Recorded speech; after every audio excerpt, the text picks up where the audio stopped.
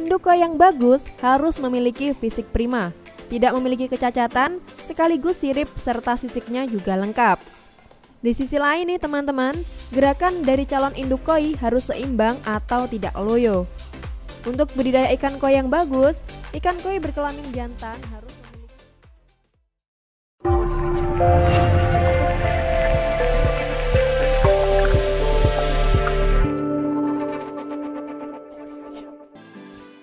cara memilih indukan koi yang bagus dan juga berkualitas sangatlah penting untuk diketahui.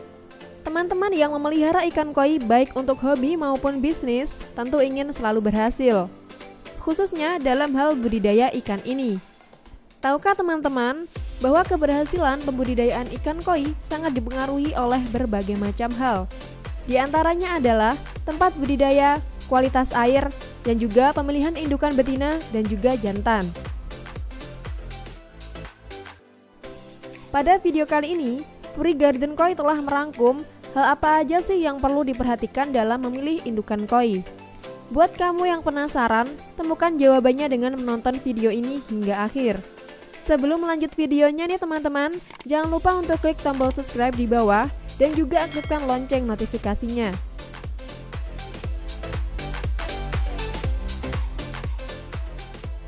Ada beberapa hal nih yang harus diperhatikan dalam memilih indukan koi. Di antaranya adalah sebagai berikut.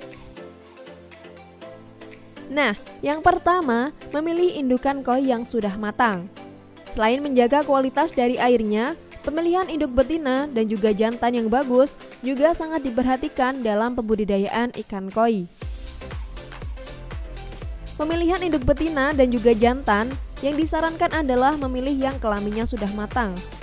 Untuk maksud kelamin yang sudah matang di sini adalah, untuk ikan koi yang jantan harus sudah bisa menghasilkan sel sperma. Nah, sedangkan untuk ikan koi yang betina sudah bisa menghasilkan sel telur. Matang sendiri juga bukan sekedar matang, melainkan harus matang dari fisiknya, sehingga nantinya mampu menghasilkan sebuah induk yang sehat dan juga produktif.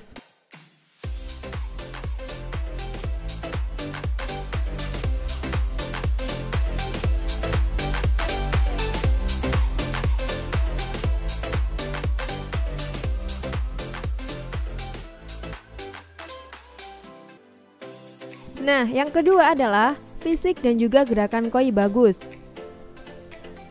Induk koi yang bagus harus memiliki fisik prima, tidak memiliki kecacatan, sekaligus sirip serta sisiknya juga lengkap.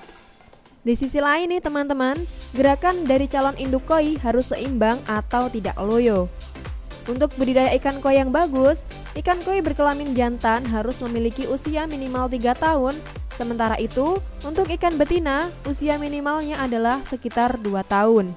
Tidak hanya itu ya teman-teman, ukuran badan dari ikan koi betina juga harus lebih besar jika dibandingkan dengan ukuran ikan koi jantan.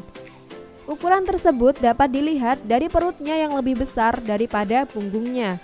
Untuk ikan koi yang jantan akan terlihat lebih langsing jika dilihat dari bagian punggung. Nah, perlu teman-teman tahu nih bahwa indukan jantan yang siap kawin dapat ditandai dari munculnya bintik-bintik putih di tubuhnya. Nah, untuk pemilihan induk betina dan juga jantan yang bagus harus didasari dari segi penampilan, baik itu warna maupun jumlah telur untuk betina serta produksi sperma untuk jantan.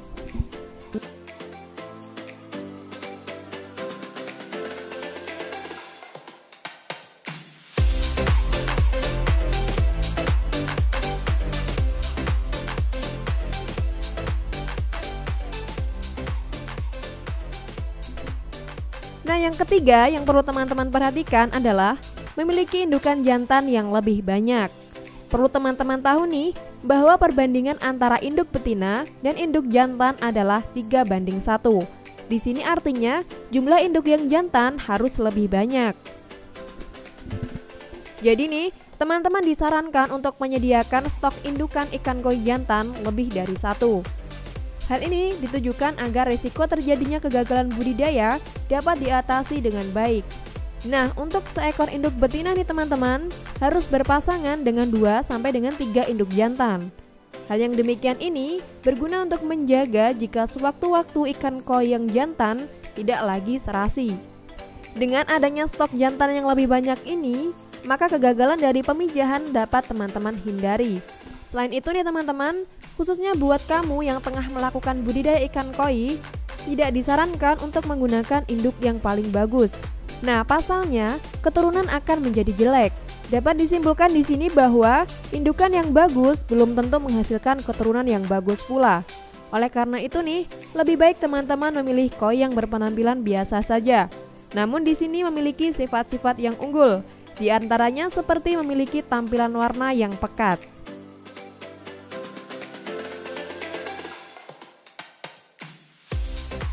Nah, yang kelima nih yang harus diperhatikan adalah penjagaan telur ikan koi. Setelah syarat tersebut terpenuhi nih, maka teman-teman sudah bisa melakukan persiapan terhadap kolam ikan koi. Kolam yang akan digunakan untuk pemijahan ikan koi harus ditempatkan di bawah terik matahari. Namun di bagian pintu masuknya harus dipasang sebuah saringan yang berguna untuk mencegah telur jika sewaktu-waktu hanyut. Nah, pada umumnya nih teman-teman, ikan koi akan bertelur di bawah tanaman ataupun bahan yang dapat digunakan untuk menempelkan telur tersebut. Oleh karena itu, teman-teman nih disarankan untuk menyediakan sebuah penempel telur yang dapat memadai telur ikan koi. Nah, untuk penempel telur ikan sendiri bisa teman-teman gunakan kakaban. Nah, apa sih kakaban itu? Nah, kakaban sendiri nih teman-teman terbuat dari bahan ijuk yang dijepit dengan bilah bambu dan kemudian dipaku. Dengan panjang kakaban sekitar 120 dan juga lebar 40 cm. Nah, yang keenam atau yang terakhir adalah proses pemijahan. Setelah persiapan selesai nih teman-teman, maka pelaksanaan pemijahan ikan koi bisa dilakukan. Pelaksanaan tersebut dimulai dari memasukkan induk pada kolam sekitar pukul 4 sore. Dengan begitu nih, proses pemijahan akan bisa dimulai tepat pada tengah malam. Nah, pada proses pemijahan tersebut, induk ikan koi betina akan berenang mengelilingi kolam, yang juga diikuti dengan ikan koi jantan di belakangnya. Jika teman-teman nanti memperhatikan gerakan mereka, semakin lama maka akan semakin cepat. Biasanya nih, pada proses pemijahan ikan koi tersebut, induk jantan akan secara otomatis menempelkan badannya saat mengikuti induk betina tersebut. Pada puncak gerakannya tersebut, induk betina akan mengeluarkan sel telur yang kadangkala meloncat ke udara. Nah, aktivitas dari induk betina ini juga dibarengi dengan aktivitas induk jantan, yakni mengeluarkan cairan sperma. Nah, biasanya nih proses dari perkawinan ikan koi akan selesai tepat pada pagi hari. Perlu teman-teman ingat bahwa telur harus cepat mungkin dipisahkan. Jika terlambat, maka telur akan habis dimakan oleh induknya sendiri. Nah, sekarang ini sudah tersedia dua cara untuk memisahkan induk dari telurnya. Untuk metode yang pertama, teman-teman dapat memindahkan induk dari kolam pemijahan tersebut, akan tetapi tetap membiarkan telurnya tersebut menetas di kolam. Nah, untuk metode yang kedua, memindahkan telur dari kolam penetasan tersebut. Namun nih teman-teman, dari kedua metode tersebut, banyak yang beranggapan bahwa metode yang pertama lebih praktis, pasalnya akan menghemat penggunaan kolam.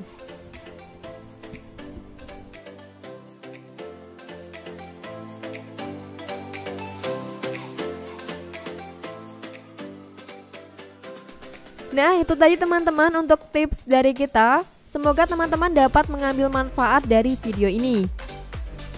Semoga bermanfaat dan sampai jumpa di video lainnya.